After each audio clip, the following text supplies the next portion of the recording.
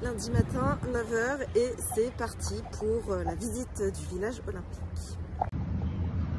À la Cité du cinéma.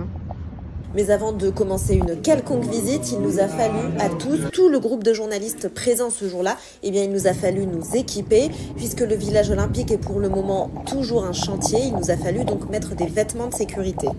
Ici, je me trouve sur ce qu'ils appellent ici leur Champs-Élysées.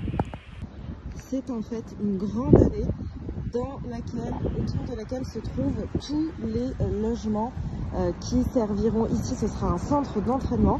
Et ici, en fait, ce seront tous les logements de toutes les délégations. Bon, et sincèrement, je dois avouer que c'est assez impressionnant. Tous ces immeubles, c'est une véritable fourmilière. Il y a des gens qui travaillent partout. Tout est en train de terminer de se construire. Et surtout, c'est gigantesque, en fait. C'est vraiment énorme. C'est assez dingue. Alors ici, c'est le village olympique et paralympique. C'est ici que vont être logés les 14 250 athlètes et officiels venus de 206 délégations. Donc c'est un lieu hautement symbolique et très important, puisqu'en effet, le monde entier se retrouve ici au village. Alors le village est en bonne passe d'être prêt, puisque le planning est dans les temps pour le moment. Et maintenant, nous avons commencé les travaux d'emménagement, du mobilier, des infrastructures, des équipements, le Wi-Fi par exemple, et faire en sorte que tous les services soient prêts pour accueillir les athlètes dans les meilleures conditions possibles à partir de début juillet. Voilà le salon pièce de vie, et tous les meubles ont été choisis pour être réutilisés ensuite. Par exemple, là, on peut voir que c'est en papier. Et au premier étage, eh bien, la chambre, la salle de bain, on va aller voir ça.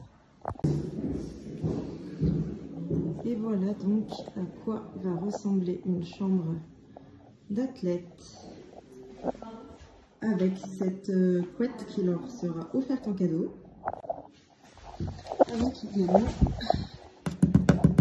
le fameux sommier en carton et les matelas qui peuvent être réglés en fonction de la dureté qu'on veut. Donc il y a là modéré, de l'autre côté c'est soft, et donc c'est en 3 parties, et les athlètes pourront réguler en fonction de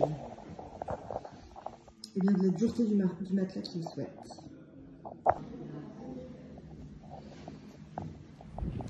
Alors, les immeubles seront aussi pour beaucoup accompagnés de rooftops, des rooftops qui serviront à différentes choses, à ceci. Beaucoup de panneaux solaires ont été installés, on peut le voir là aussi, et puis il y a tous ces immeubles en face, et tout ça, eh bien, c'est le village olympique. Tous ces immeubles abriteront des athlètes.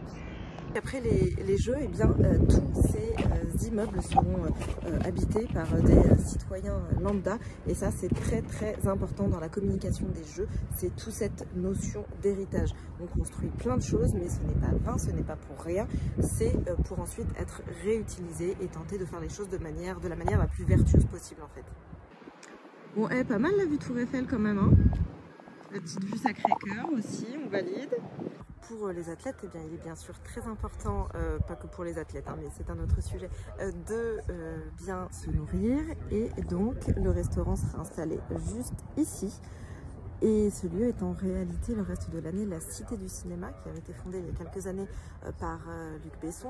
Ici ont lieu beaucoup de tournages, hein, ce sont des studios, et donc les plus de 40 000 repas seront servis tous les jours dans ce lieu, des repas pour toutes les délégations venues de tout pays, avec tout plein d'influences différentes, et même des repas adaptés aux religions, des repas halal et des repas kasher seront servis ici. Bon, et puis en ce qui concerne la sécurité, on verra ce que ça donnera pendant les Jeux. En tout cas, ce que je peux vous dire, c'est que nous, on a été scannés à plusieurs reprises. On nous a remis un petit badge au début, et à chaque entrée, chaque sortie de zone différente, eh bien, il a fallu revérifier notre QR code.